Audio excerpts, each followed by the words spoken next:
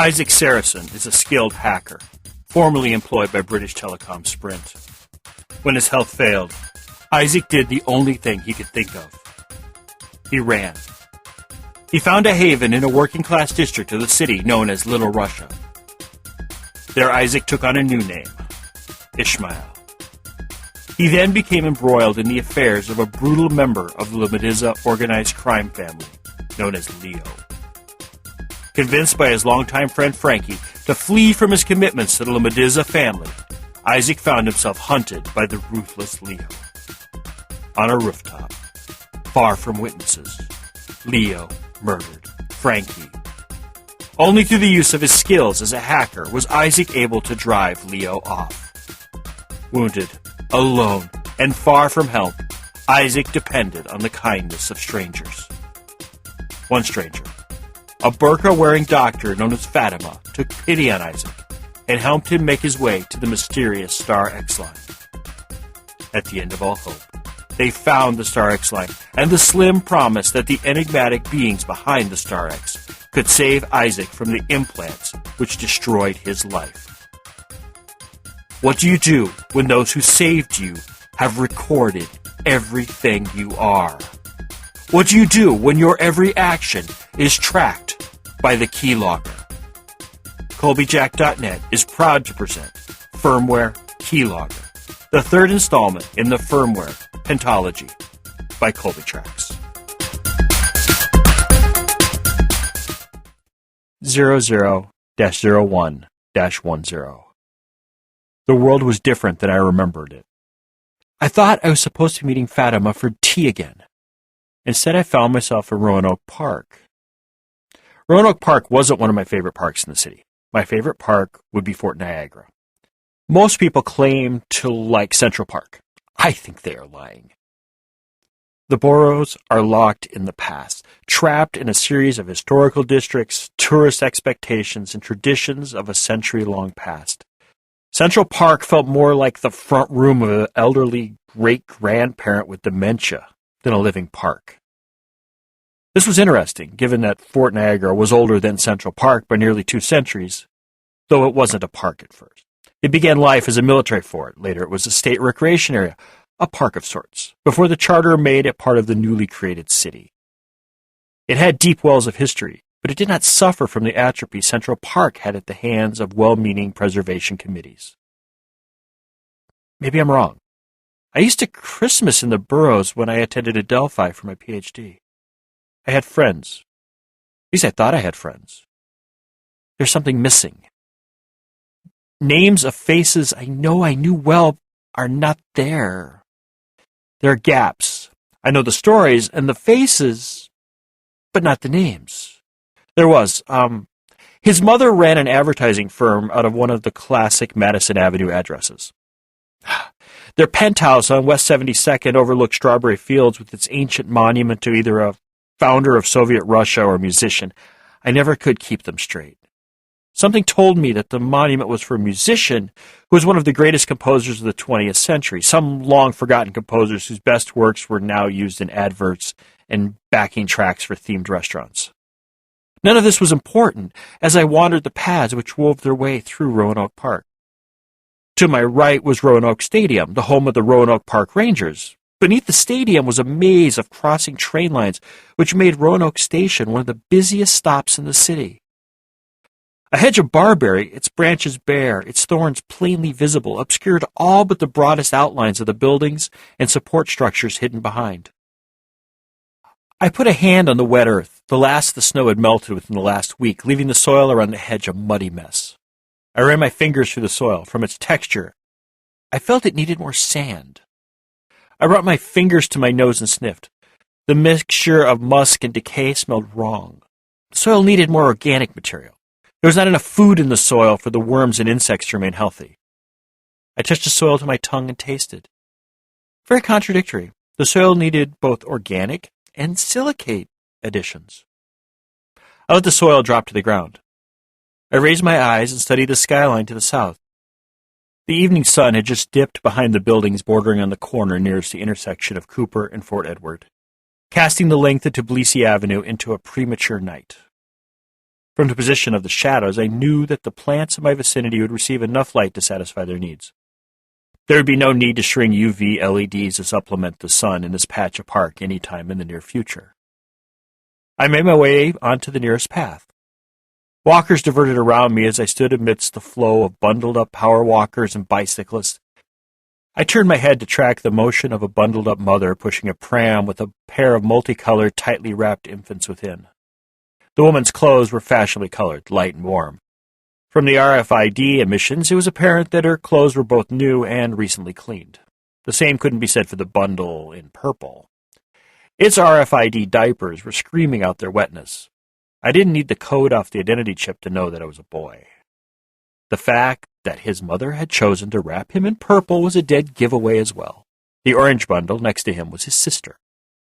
I shook my head in disapproval. The woman caught my expression and hurried on down the trail. Didn't she know about the dangers of sexual stereotyping? It starts with boys in purple and girls in orange. Later it became doctor, police, and engineer playsets for the girls, and fireman, soldier, and mechanic playsets for the boys. Girls were expected to enter the mental professions. Boys, the physical occupations. God forbid a man wasn't strong and interested in sport. It's not like anyone said you had to like sports or like physical activities. It was just that every show, advert, song, movie, or game showed guys being respected for their physical attributes and ability to carry the metaphoric ball in crisis situations. If something needed blowing up, you got a guy to do it. If something needed designing, diffused, protected, or operated on, it was always a woman who got the lead. That is what made it so difficult for traditional ethnic communities to survive in the city. In the first generation, things would go as they had in the homeland. Women were in the home, and men were in the workforce. Usually by the second generation, there would be a staunch pushback against the city and its media of what was the correct role for a man and a woman. It was not unknown for enclaves to route their net traffic and entertainment subscriptions through the homeland, even though it might be in the hands of a regime who wanted them dead or forgotten. That didn't stop the media outlets from processing the payments and sending the bits halfway around the world. Money was more important to any regime than whether or not a dissatisfied expatriate subscribed to their propaganda. By the third generation, the school system would be the place where the roles would shift from backworld standard to city acceptable. Some communities would survive into the fifth or sixth generation, but that was only through an immense undertaking. It would take the funding of a private school system by a local patriarch or religious institution willing to fight the city inspectors tooth and nail. While the city charter was very explicit in its beliefs in a wide spectrum of educational choices, the bureaucrats who were responsible for enforcing the rules had a much narrower view on what was acceptable. For a community to keep its flavor past the key third generation took a lot of money and a team of lawyers skilled in the application of charter law. Groups like the Mediza family and the Eastern Orthodox Diocese would barely have the resources to keep the city culture at bay. There were a million ways communities tried to fight the city's controls, not registering births and homeschooling being the main tools. Those who did succeed tended to create a situation where the only work their children could receive was in the underground economy.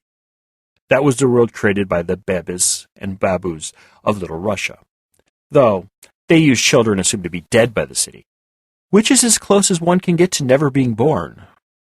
The woman who started my distracted train of thought was out of sight. The crowd continued to pass around me with disgruntled looks as I moved my way toward the Roanoke station at Cooper. Was there something wrong with my dress? For the life of me, I couldn't remember what I was wearing. I looked down at my chest and saw I was dressed in a paisley burqa. Nothing strange there. Though I realized that the woman with the children hadn't been reacting to my face, she couldn't have seen it.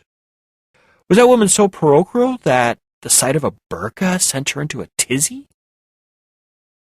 What was this city changing into? I was taught at St. O'Hay's to accept the stranger and place value on the differences between us, as that is what made us strong. But then that was a private school. How far behind current city thought had St. O'Hay's been? Had my colleges all existed disconnected to the social norms of the real city? I stood at the top of the stairs watching the disgruntled faces of the passers-by. While no one ran into me or brushed past me, I had a distinct feeling that no one on that stair wanted to be anywhere near me or my burqa. Burqa? Why was I wearing a burqa? The only time I wore a burqa was when I had been with Fatima trying to reach the Star X line in a train station much like this one. My clothes weren't important now. I was waiting for Nona. I shifted my shoulders and stood taller. If they were uncomfortable with me standing at the top of the stairs waiting for Nona, then that was their problem. A logic error locked in my head. How did I know Nona was coming? Why did I think she was coming? 20 minutes ago, Nona killed 3 men on a stoop on Tbilisi Avenue. She had disappeared from city tracking when she released what could only have been a wide-spectrum camera blinder, basically a series of LEDs tuned to the ultraviolet and infrared bands in such a way as to overload the sensors on city standard cameras. While there were cameras which could avoid being blinded, those were more expensive than most security experts were willing to pay. Besides, the places where they were used became the target of attacks which used low-powered chemical lasers to burn out all the cameras within line of sight. It was seen as a better move to just let the jammers win, as replacing 200-plus cameras was a bit much. Given her rate of movement and current foot traffic conditions, she should be entering the park right about now. I wasn't guessing, though. She had just crossed Cooper and was making her way west toward the Hawkeye Circle entrance. I knew because she was at the top of the police facial recognition queue with an up-to-date image grabbed from an automated banking machine just north of where she killed Ivain, Otar, and Nikolai, just out of range of the camera blinder. As she was the top priority of the City Center Image Processing Center, she couldn't take a step without me knowing where she was. Why me? Well, as the officer assigned the case, by me, the system routed all notifications and tracking information through to me. As I was outside of the chain of command, the system had been told to flag the data as part of an internal affairs investigation, with me as the only contact. I didn't know how this had happened, and didn't care in the least bit if it kept Nona from being tracked by every uniformed officer in the city. While the data was part of a permanent record of Nona and her criminal activities, and was stored on the servers at One Police Plaza, I had no fear that it would be found. Something told me security necessary to find the name of the directory in which the data was held was 2 levels above the top clearance issued to any member of the city police department. Besides, there had been dead doctors signing death certificates for years, and no one found that one out. I felt her approach through a series of notifications passed from traffic camera to security camera to automated gardener to security drones. It was like watching the progress of an ant through a field of bubbles. With every step she took, she brushed against another bubble, and another, until she walked right past me at the top of the stairs. Her eyes were locked forward, her chin clenched tight. On her head was a pink and red hand-woven winter hat with the ears and eyes of a Russian bear staring down all who tried to make eye contact. Cords dangling from the ear flaps flashed with kinetic reactive phosphorescence. I pivoted as she walked by. Only once did her eyes dart my way.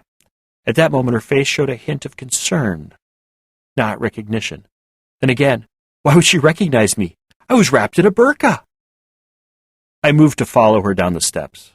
Ahead of me, the mass of walkers began rushing down the stairs before me, nearly knocking each other down the steep grade. Those who couldn't keep up, or I passed too rapidly, flattened themselves against the walls of the passage into the earth. I gathered speed, but no matter how fast I moved, Nona moved faster as she stretched her runner's legs to get ahead of the surge of panicked commuters. I continued to pursue. The stairs ended, opening onto a wide space filled with maps, a security station, and turnstiles. Nona ran through the crowd and hurdled the turnstile as it detected her pass. A CTA security officer glanced at the green flashing screen and waved her past. A second later, the screen flashed red as it waited for the next commuter. He was turning to watch her when something caught his attention. Raising his radio to his mouth, he squawked something into it about an out-of-control gardener just coming off the stairs. Well, that would explain all the commotion as I came down the stairs. There was an autonomous, parked gardening unit right behind me. I spun around to take a look at the runaway unit and noticed that there was a space behind me, clear all the way to the stairwell. On the stairs stood several dozen confused commuters, pointing, filming, and photographing in my direction.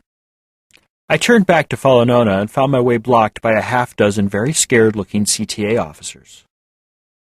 A woman bearing lieutenant's bars approached me slowly, her hand held before her. It was then that I noticed that they all had their weapons drawn.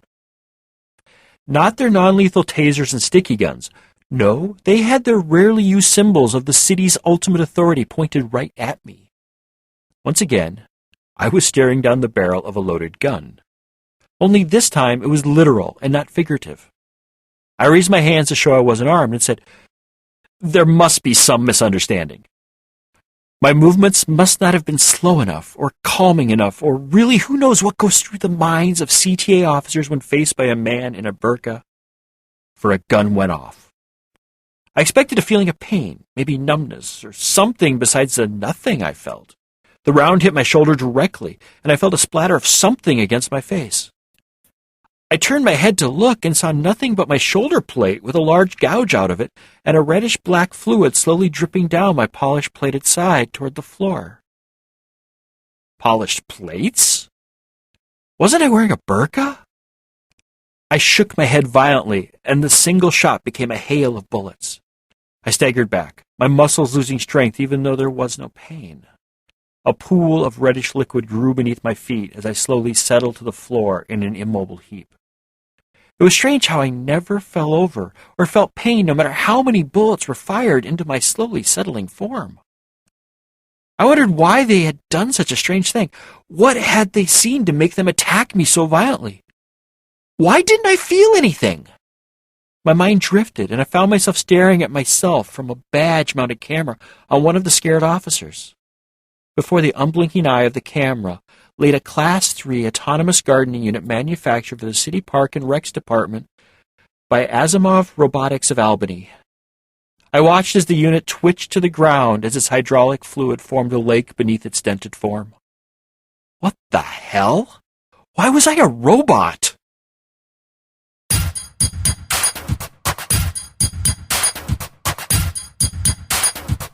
Firmware Keylogger is the third book in the firmware pentology. That's 5 books, if you must know. It begins where Firmware Proxy ends, which in turn followed on the heels of Firmware Hijacked. So you haven't heard or read Firmware Hijacked or Proxy, this would be a great time to head on over to Colbyjack.net and either download the podcast on the audio side, read the episodes on the visual side, or download the Colbyjack Sunday Reader issues 1 through 46 in your choice of either EPUB or Mobi. Firmware, Hijacked, Proxy, and Keylogger are all available in ebook versions from our store at shop.colbyjack.net, amazon.com, barnesandnoble.com, and smashwords.com. Just search for Colbytrax. That's Colbytrax. I'm the only one. A complete audiobook version of both Firmware, Hijacked, Proxy, and soon Keylogger is available for download through our shop as well. If you don't need any stuff, but would like to support our work, drop on by Colbyjack.net and hit the pretty little donate button conveniently located on the right-hand side of the blog roll. If you're on a smaller screen, the bottom will be found at the bottom of the page. Firmware Keylogger is released under a Creative Commons, non-commercial, attribution, share-alike license. Do what you want with it. Just don't sell it, and always tell people where it came from. If you received this from a friend and want more information about Colbyjack.net and our split personality website, just drop on over to Colbyjack.net and select either the audio or visual side. The audio side carries our podcast, while the visual side carries our writings. Whichever side catches your fancy is fine with us. We're of two minds about the whole thing anyway. I do mostly Twitter, so if you do the tweets and want to follow me, I'm Colbytrax. That's Colbytrax. Thank you once again. Remember to be fabulous and have a wonderful week.